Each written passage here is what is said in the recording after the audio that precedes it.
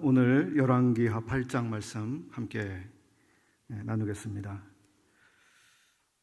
열왕기하 8장 말씀은 크게 네 부분으로 나누어서 내용을 볼 수 있게 되는데요. 아마 가지고 계신 성경에 이미 그렇게 단락구분이 되어 있는 성경 가지고 계신 분도 계실 것 같습니다. 1절로 6절까지 수냄 여인에 대한 이야기가 나오고 있고요. 그리고 7절부터 15절까지 내용이 있고, 16절부터 24절까지, 그 다음에 25절부터 29절까지 이렇게 단락이 나눠질 수 있을 것 같습니다. 여기에 나와 있는 사람들, 한 사람은 민간인이고 세 사람은 왕이고 이렇게 되어 있죠.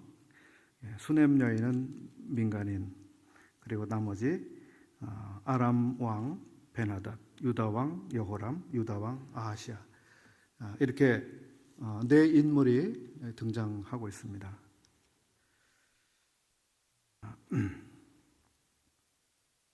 먼저 1절부터 6절까지 그 내용을 저희가 보게 되면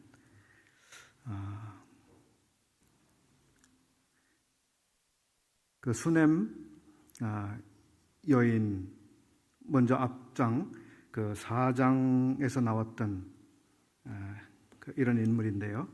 여기 다시 한번 등장하고 있습니다.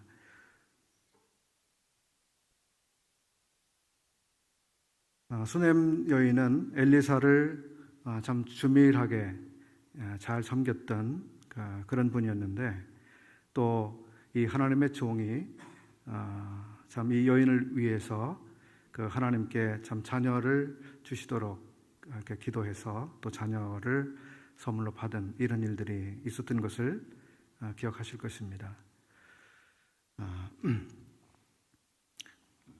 여기 다시 한번 조우가 되는데요.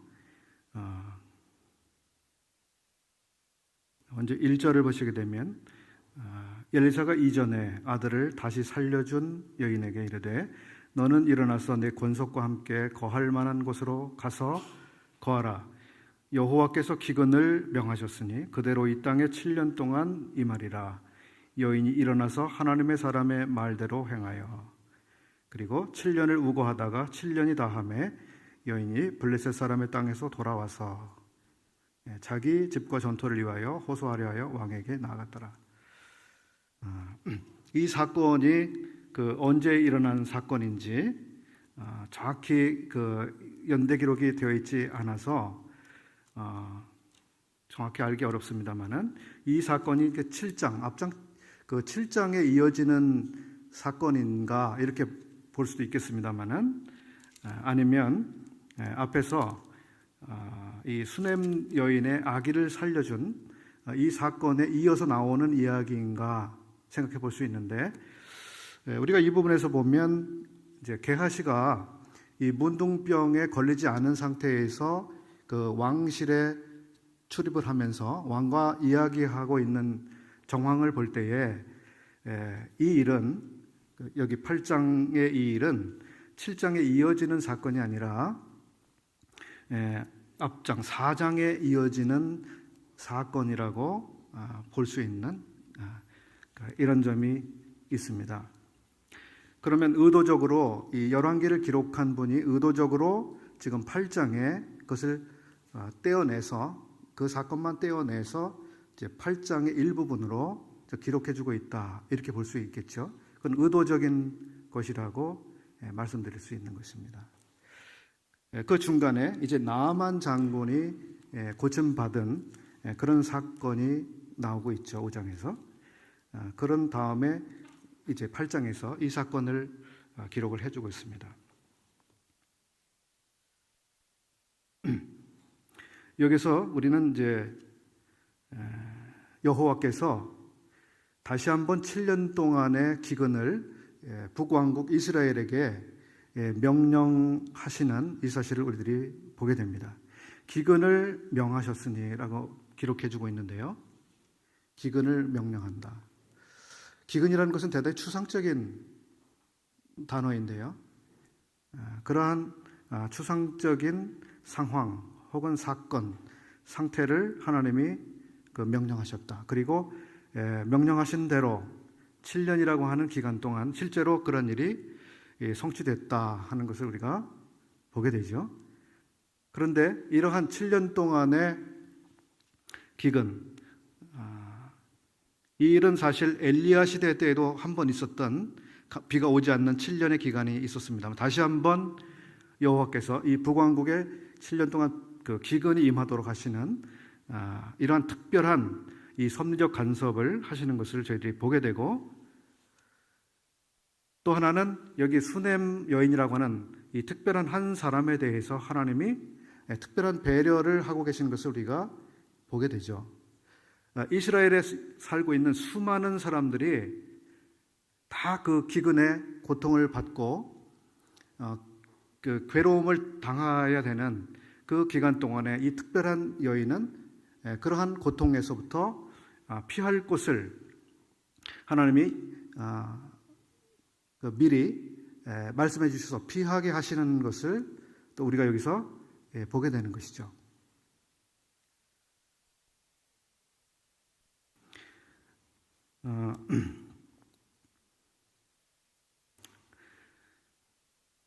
이 열왕기에 나오는 그 수넴 여인과 이렇게 함께 떠오르는 한 사람의 또 여인이 있지 않습니까? 사르밧 과부가 있었죠. 그 사르밧 과부의 경우는 어떤 식으로 하나님께서 이 먹을 것을 해결해 주셨는가? 어떻게 했습니까? 엘리야가 그곳에 가서 함께 기거함을 통해서 하나님이 기적적으로 그들의 생계 문제를 해결해 주셨습니다.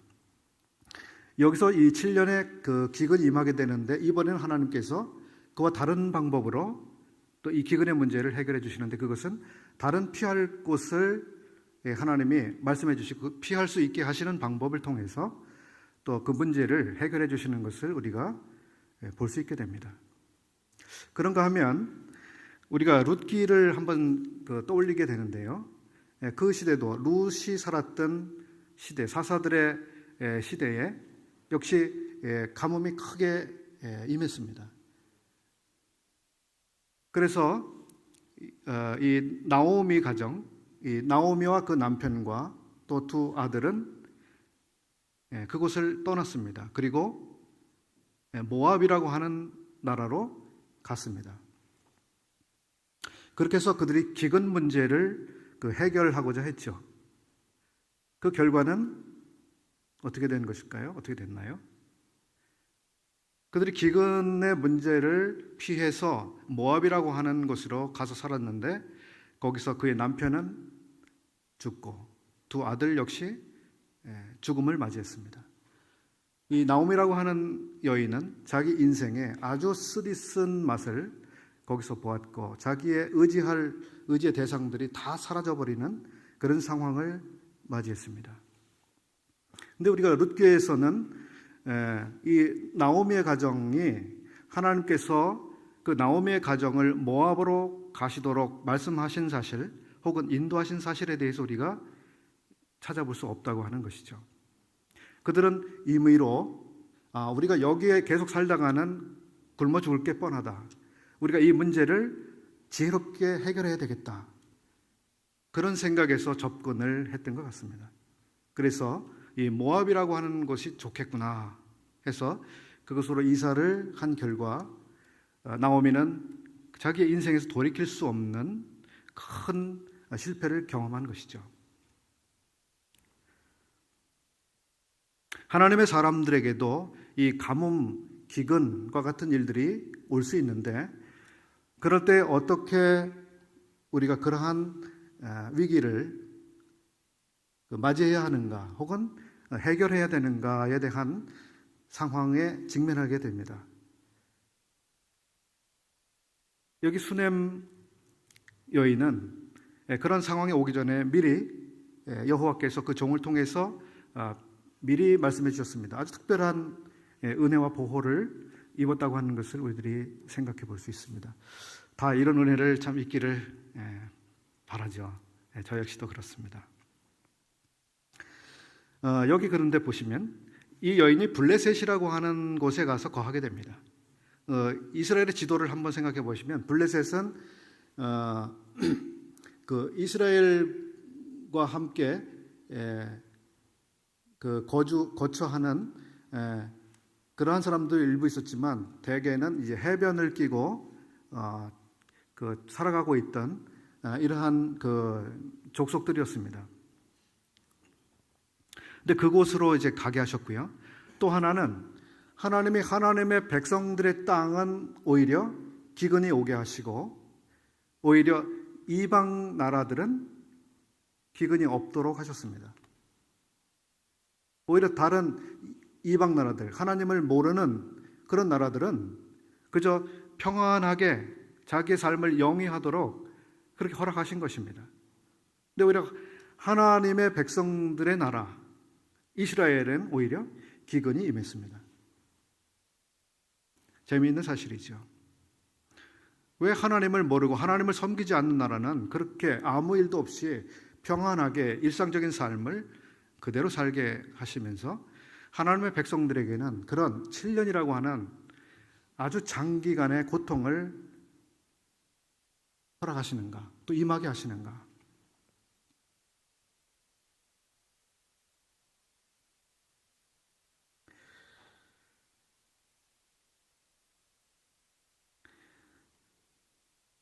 하나님께서는 오늘날도 이렇게 7년 동안 연이어서 계속 기근이 오게 하실 수 있을까? 이런 생각 혹시 해보신 적 있으신지요? 오늘날 시대에 7년 동안 그렇게 되면 전 세계적으로 큰 문제가 일어날 텐데요. 하나님은 그 명령하심으로써 기근이 그 땅에 임하게 하셨습니다. 하나님은 명령하실 수 있다, 명령하시는 분이다 하는 것을 다시 한번 보게 되는데, 우리 구약 성경 또 신약 성경에서 많이 볼 수 있는 내용들 가운데 하나입니다. 하나님은 무엇이든 명령하실 수 있고 모든 피조물은 하나님의 명령에 그대로 순종하고 있는 이 모든 피조물의 세계에 대해서 우리가 이제 알게 되죠. 그래서 바람도 파도도 또 홍수도 하나님 명령하시면 그대로 어느 곳에 그대로 임하게 되는 것입니다. 하다못해 물고기도 명령을 따릅니다. 메뚜기도 하나님의 명령을 거스르지 않습니다. 여기 하나님의 백성들은 하나님의 말씀과 무관하게 하나님을 거역하면서 살아가는 이런 사람들이 되었습니다. 그래서 하나님께서는 나의 백성들은 나를 거역하고 불순종하지만 너희들 말고 그 모든 세계는, 모든 피조물들은 사실 하나님에게 순종하고 있다고 하는 사실을 실물적으로 배우게 하시는 이런 계기가 됐을 것입니다. 아마 못 배웠을 수도 있죠. 그들의 마음이 완악했다면.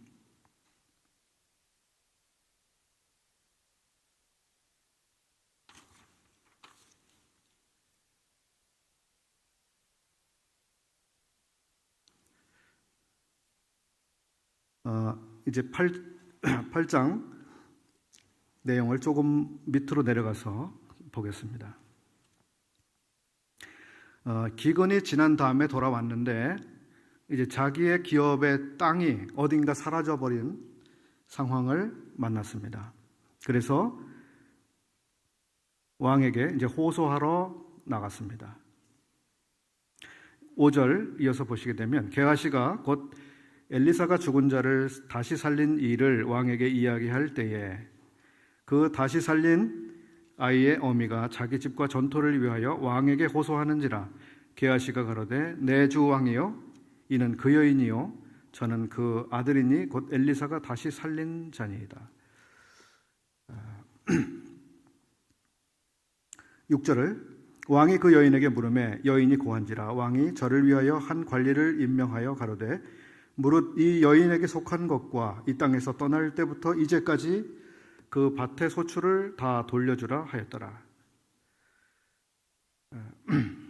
여기 이 여인은 자기의 재산을 어느 날 누군가 소유권을 착복했다 그럴까요?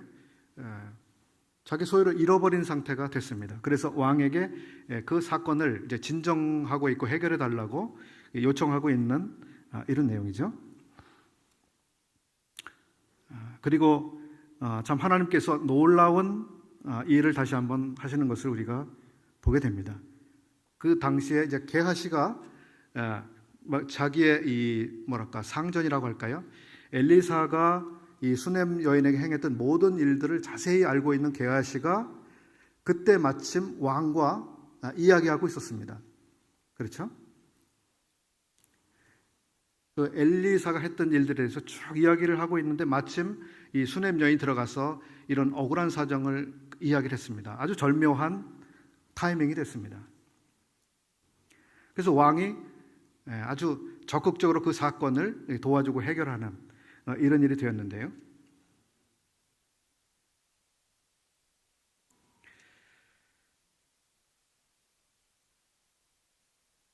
여기 왕에게 이야기할 때의 5절에 그런 표현이 참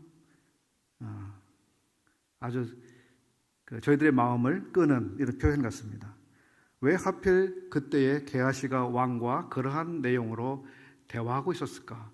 마침 그 수넴 여인이 왜 하필 그 시에 왕에게 가서 그 사건을 해결해 달라고 요청했을까?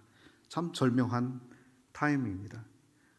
하나님께서 이 왕을 통해서 그 문제를 해결하시도록 모든 것을 섭리하신 사실을 우리가 보게 되죠.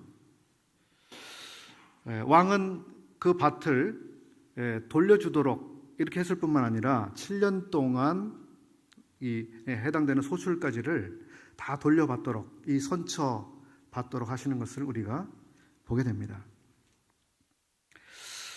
저는 오늘날로 말하면 아마 이렇게 해결하지 않았을까 싶습니다.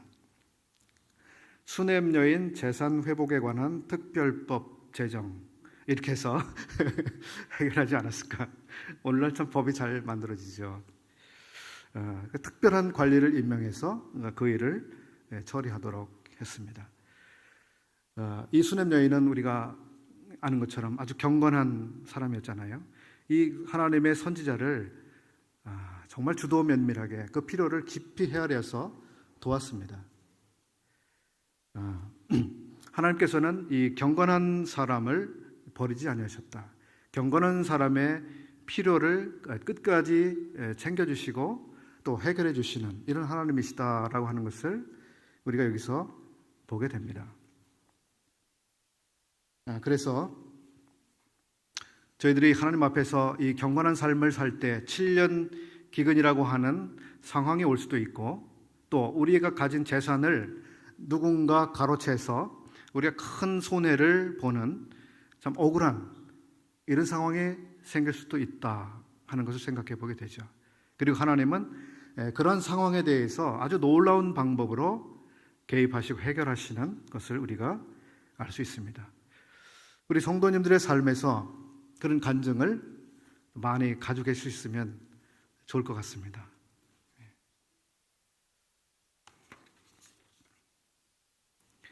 그 다음 내용, 이제 7절부터는 아람 왕 벤하닷에 대한 이야기입니다. 7절 보시면 엘리사가 다메섹에 갔을 때에 아람 왕 벤하닷이 병들었더니, 엘리사가 왜 다메섹에 갔을까 모르겠습니다. 다메섹은 아시는 대로 아람, 즉 시리아 땅입니다. 거기는 이스라엘 왕이 다스리는 곳이 아니라 벤하닷이 다스리고 있는 나라죠. 엘리사가 왜 거기에 갔을까? 그래서 모르겠습니다. 근데 이제 그 추측을 좀 해볼 수 있겠는데요. 엘리사는 엘리야를 이은 선지자였잖아요. 근데 엘리야에게 하나님께서 3가지 사명을 주신 것 기억하실 것입니다. 열왕기상 19장에서 이제 호렙산에서 엘리야가 여호와 앞에 섰을 때 3가지 미션을 주셨습니다. 너는 이 3가지를 해라. 하나는 너를 대신해서 선지자가 될 선지자를 임명해라. 엘리사에게 기름을 부으라고 했습니다. 두 번째 미션은 하사엘이라고 하는 사람에게 기름을 부어서 아람의 왕이 되게 하라. 또 세 번째 미션은 예후라고 하는 사람에게 기름을 부어서 이스라엘의 왕이 되도록 하라. 이 세 가지 명령을 주셨는데 엘리야가 두 가지는 못하고 세상을 떠나서 승천을 했습니다. 즉 자기의 후계자 엘리사에게 기름을 붓는 것은 했지만 두 사람 왕을 세우는 일은 하지 못하고 떠났습니다. 그 사명이 이제 엘리사에게 전수된 것이라고 우리가 보게 되죠. 그래서 그 두 가지 사명을 엘리사가 수행해야 됐기 때문에 이번에 다메섹에 간 것은 바로 자기에게 지금 전수되어 있는 그 사명의 수행과 관계가 있었지 않을까, 이런 생각을 해봅니다. 즉 아람의 왕을 삼는, 그 기름을 부어서 왕을 삼게 하는 그런 일을 하기 위해서 지금 다메섹에 갔다, 이렇게 생각이 됩니다.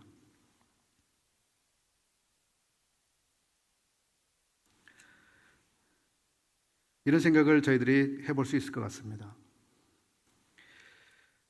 엘리야는 세 가지 사명을 자기가 받았는데 한 가지밖에 수행을 못하고 두 가지를 남겨둔 채 세상을 떠났습니다. 어떤 마음이었을까요? 두 가지를 결국 주님이 나에게 명령하신 것을 두 가지를 내가 못했는데 이 세상을 떠나는구나. 아쉬움이 있을 수 있겠죠. 그래서 이런 생각을 저도 해봅니다. 하나님께서 우리에게 하라고 주신 우리 시대의 사명이 있을 수 있을 것입니다. 혹은 우리 각 사람에게 주신, 하나님이 주신 사명이 있을 수 있겠죠. 그런데 어떤 사명은 나의 시대에 그 사명을 온전히 성취하지 못하는 그런 일이 있을 수도 있다고 하는 것이죠. 그것에 대해서 항상 이 부담을 지고 있지만 결국 그 사명을 충분히 이루어드리지 못한 채 떠나게 되고 다음 세대에게 그것을 맡기고 떠나야 되는 그런 상황. 그래서 그런 경우는 우리는 정말 하나님 앞에서 죄송한 마음도 있겠지만 우리 다음 세대에게 이 귀중하고 또 중차대한 사명을 기꺼이 다음 세대가 수행할 수 있도록 넘겨주는 그런 일을 어떻게 잘 할 수 있을 것인가, 이런 생각을 저희들이 해볼 수 있을 것 같습니다. 또 하나는 여기 이제 엘리사의 입장에서 이 점을 생각할 때 엘리사는 여호와로부터 직접 이 두 사람에게 각각 두 나라의 왕을 세우라고 하는 그 미션을 자기가 받지 않았지만 자기의 앞선 선지자 엘리야가 받은 사명을 자기가 이어서 받았다고 하는 것을 그가 깊이 생각했다고 보입니다. 우리는 우리 세대에 새롭게 우리에게 주신 사명뿐만 아니라 우리 전 세대에 하나님이 주신 그런 하나님의 사명들이 무엇인가에 대해서 잘 생각해 보고 전 세대에 이어서 우리 세대에서도 계속해서 이루어드려야 될 주님의 사명이 무엇인가, 이것을 생각하는 것은 의미가 있을 것 같습니다. 무엇이 있을까요? 그런 사명들이. 우리 앞선 세대도 그 사명을 수행했고 우리 세대에서도 역시 중요하게 이루어드려야 될 주님의 사명은 무엇인가?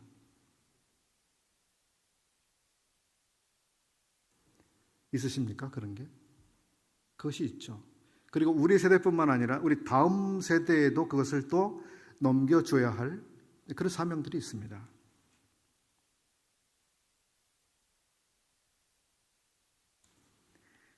여기 아람 왕 베나닷이 병들었는데요.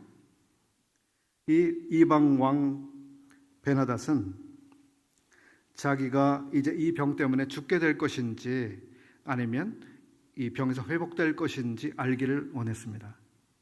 그래서 그는 어떻게 했습니까?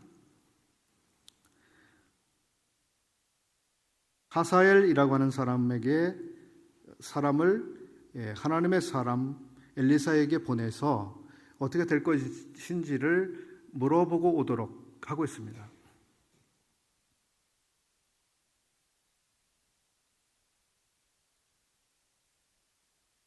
이방 왕이 하나님의 사람에게 그 문제의 답을 구하고 있는 것이죠. 어떻게 이 왕이 그런 생각을 했을까? 정작 하나님의 백성, 하나님이 세우신 나라의 백성들은 여호와께 물으러 가지 않는 그런 사람들이 됐습니다.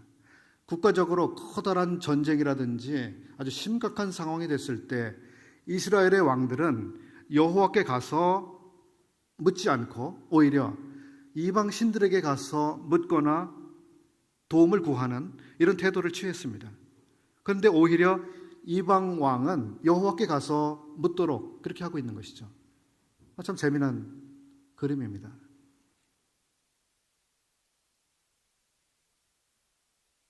제가 예전에 20대 때 읽은 소설 하나가 생각이 나는데요.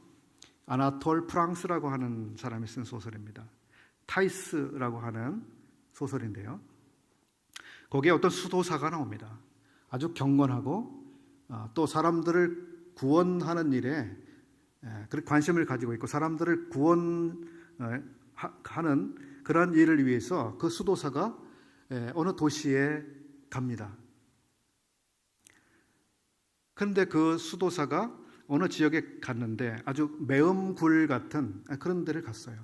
거기서 어떤 그 몸을 헤프게 굴리는 그런 여성을 만났습니다. 그리고 그에게 하나님의 말씀을 전해줬습니다.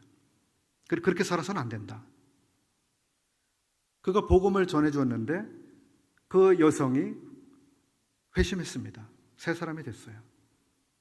그런데 정작 이 복음을 전해주러 간 그 전도자, 수도사는 그 여성의 외모에 마음을 홀딱 뺏겨가지고 아주 음란한 그런 사람이 되고 말았습니다. 재미난 일이죠. 그 작가가 의도적으로 그런 이야기를 물론 만들어냈을 텐데요.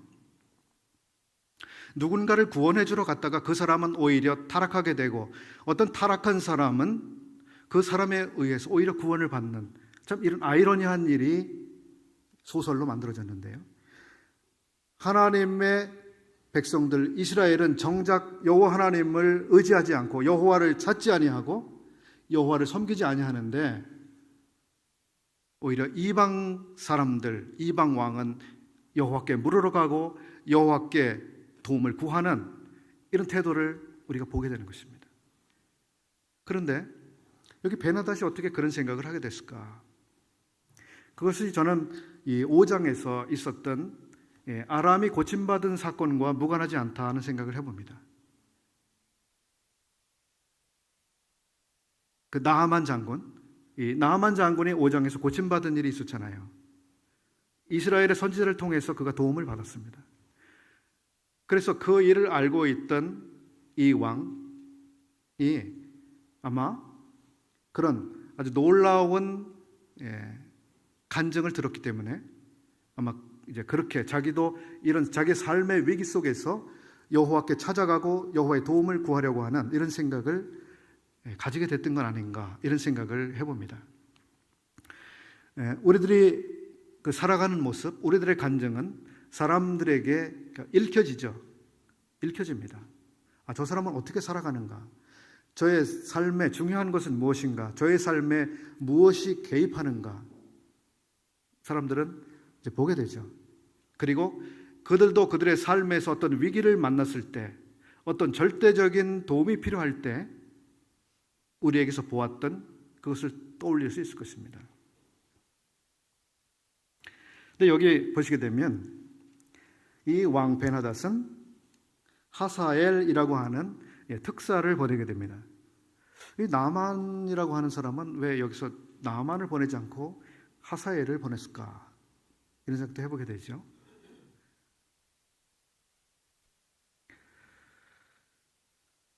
나아만은 아마 제 추측입니다만은 정년 퇴직을 한 것 같아요. 그리고 이제 하사엘이 최고의 군 사령관이라고 할까요? 총리 대신이 되어서 일을 보고 있는 상황이 됐던 것 같습니다. 아무튼 이 하나님의 놀라운 경험을 가지고 있는 나아만이라고 하는 사람은 지금 왕 옆에 없습니다. 또 이런 생각을 떠올렸는데요. 이 다니엘이 살았을 때 그 시대에 그 바사의 왕들 또 바벨론의 왕들이 있었잖아요. 그리고 그 왕들은 다니엘과 함께하는 이 하나님에 대해서 아주 명명백백하게 경험을 하고 알게 됐습니다. 근데 어느 날인가 이제 벨사살 왕 때인 것으로 기억하는데 그때는 다니엘이 그 왕궁에 없는 것으로 나옵니다. 왕궁에 다니엘이 없습니다. 그럼 다니엘은 그때 어디 갔었을까?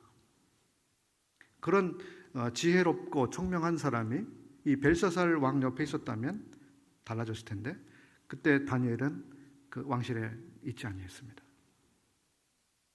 또 출애굽기에서 이런 생각도 해보는데 요셉이 죽은 다음에 요셉을 알지 못하는 이집트의 왕들이 일어났습니다. 그래서 이스라엘 백성들을 이제 학대하는 이런 일들이 생겼죠.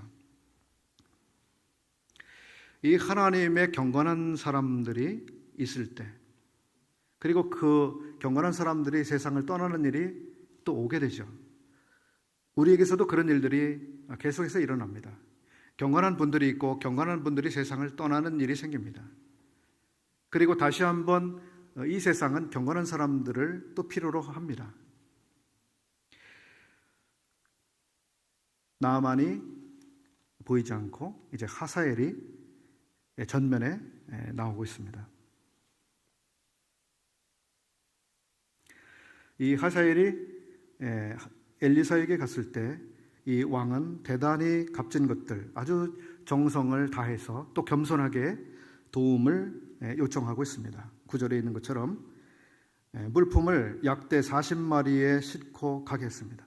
40마리의 낙타에 실을 수 있는 짐, 그리고 아주 고가의 물건들이라면 이 값으로 따지면 얼마나 비쌀까요? 얼마나 많은 재물, 돈을 보냈는지 알 수 있습니다.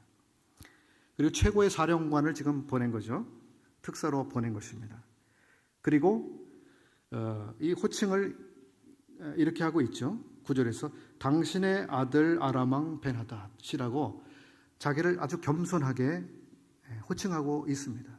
나는 당신의 아들입니다. 이 왕의 최대한의 겸손과 또 성의를 다해서 여호와의 도움을 바라고 있는 모습이 보입니다.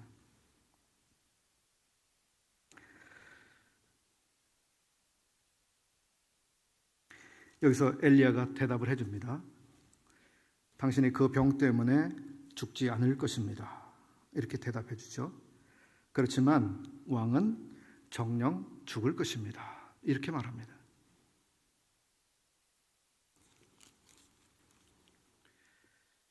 이 이야기를 들은 하사엘이 왕에게 가서 보고를 합니다.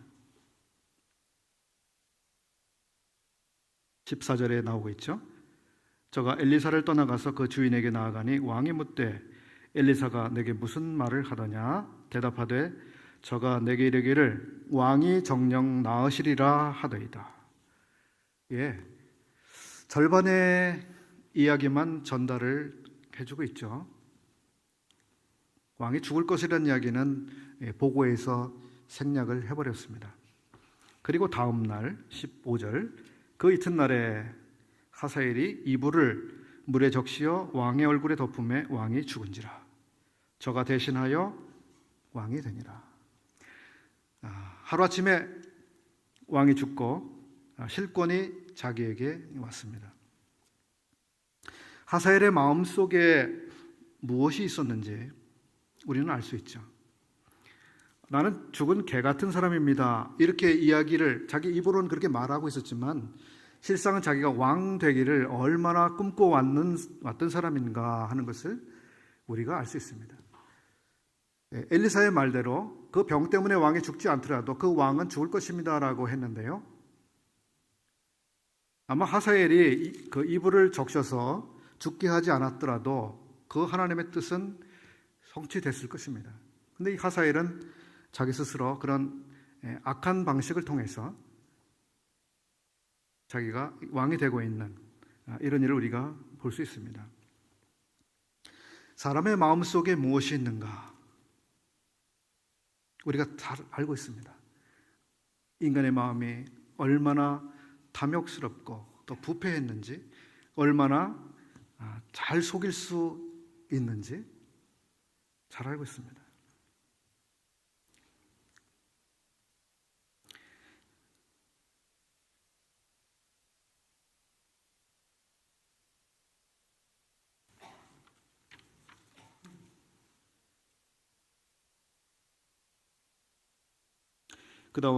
그 다음에는 이제 여호람에 대한 이야기가 나옵니다. 유다의 왕, 이번에는 이제 남쪽 나라 이야기죠. 남쪽 나라 유다 여호람, 그리고 유다 아하시아 이야기가 나오는데요. 여기 여호람에 대해서 별로 좋은 이야기가 기록되고 있지 않습니다. 이 여호람은 18절에 있는 것처럼 저가 이스라엘 왕들의 길로 행하여 아합의 집과 같이 하였다. 이는 아합의 딸이 그 아내가 되었기 때문이다. 이렇게 기록하고 있습니다. 이스라엘 열왕의 길로 행했기 때문에 여호와께서는 그것에 대해서 참 엄하게 이런 판단을 하고 계셨습니다. 그렇지만 그 나라를 그 시대에 끝내시기로 하지는 않으셨다. 기록해주고 있습니다. 대신에 20절부터 있는 것처럼 이제 국가 간의 관계 속에서 뭔가 심상치 않은 일이 일어나도록 하셨습니다. 20절에 있는 것처럼 에돔이 배반했다. 이렇게 기록하고 있고요. 22절에도 이와 같이 에돔이 배반하여 유다의 수하에서 벗어났다. 이렇게 기록하고 그때의 림나도 배반하였더라. 여기저기서 또 국가 간의 문제에서 혹은 국내에서 이 반역과 배반 이런 일들이 일어납니다. 여기 에돔이 배반한 것은 사실 그 다윗 때에 이 에돔이 정복이 되었는데요. 이때까지 150년 동안 에돔은 꼬박꼬박 이 조공을 갖다 바치면서 무릎을 꿇고 있던 순응하던 나라였습니다. 근데 이때 여호람 때에 반기를 든 것이죠. 이러한 것을 통해서 하나님께서는 실물적으로 다시 한번 가르치고자 하셨을 것입니다. 너희에게 말을 잘 듣던 복종하던 나라들이 반역하고 너희들을 배신하고 있는데 그것은 바로 내 왕이 여호와를 배반하기 때문이다.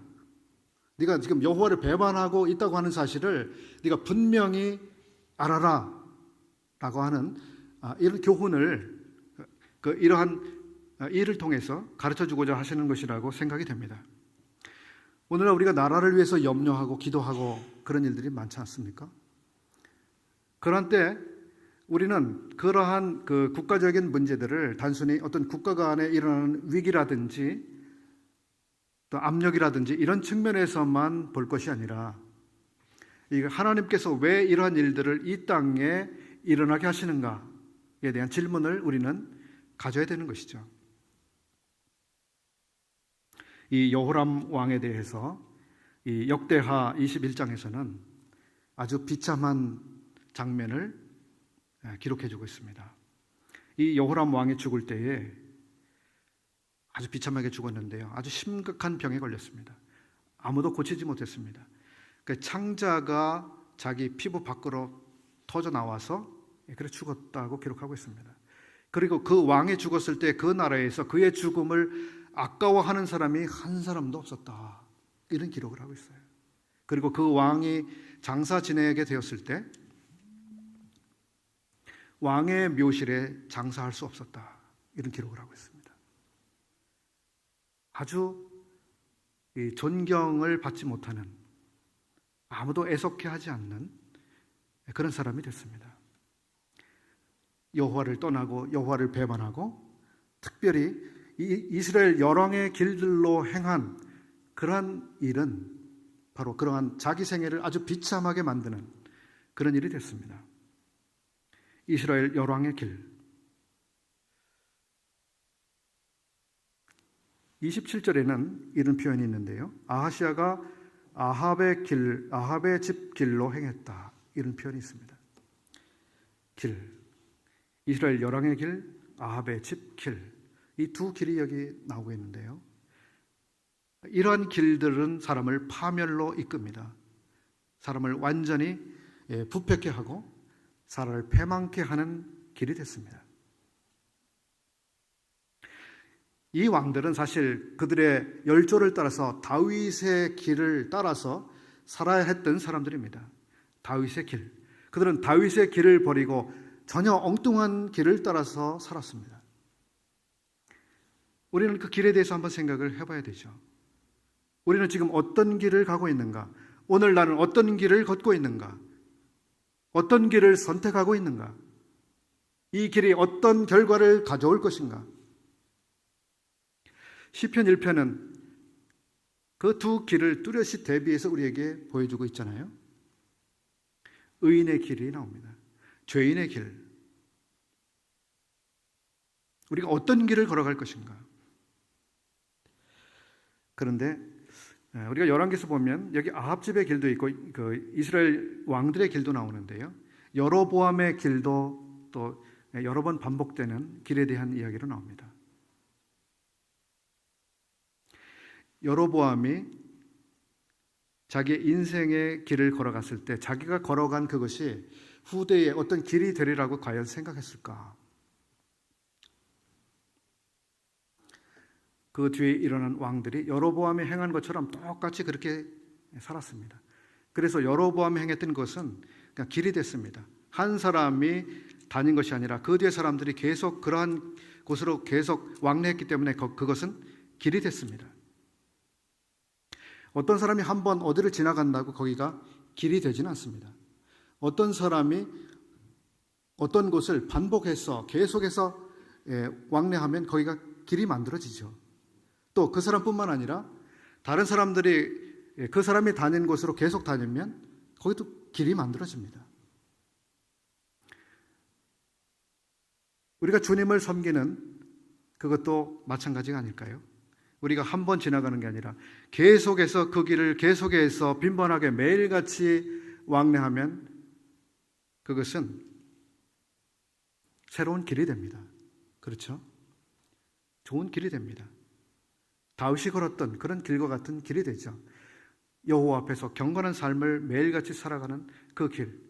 우리가 살았던 그 삶의 자체를 따라서 누군가 또 그 길을 왔다 갔다 한다면 그 길은 또 놀라운 길이 되겠죠. 반대로 우리가 한 번, 두 번 악한 생각과 악한 행동을 하면, 그리고 회개하면 그건 길이 되지 않겠지만 그 악행을 반복해서 주기적으로 자주 하게 되면 길이 만들어질 것입니다.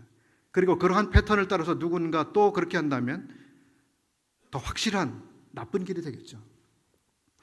우리가 살아가는 모습, 우리가 매일같이 행동하는 그것은 하나의 길이 될 수가 있다고 하는 것이죠. 나는 어떤 점에서 길을 가고 있지만 길을 만들고 있습니다.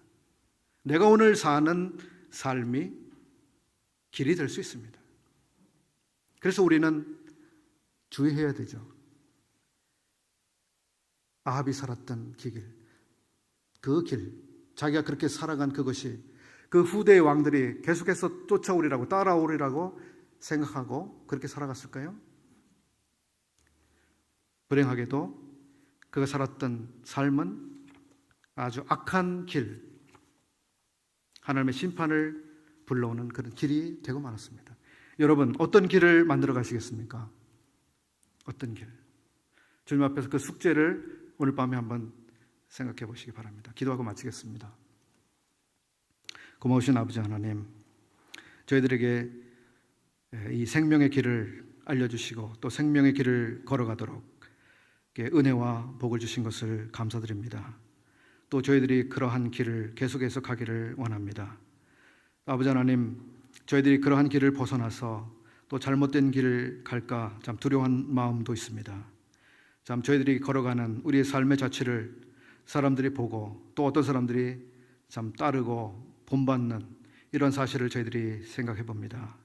참 주께서 저희들을 도와주셔서 저희들이 살아가는 이러한 자취가 다른 사람들을 복되게 하고 또 경건케 하고 또 아버지 하나님을 영광스럽게 해드리는 참 그러한 삶의 자취가 되도록 저희들을 붙드시며 도우시기를 기도합니다.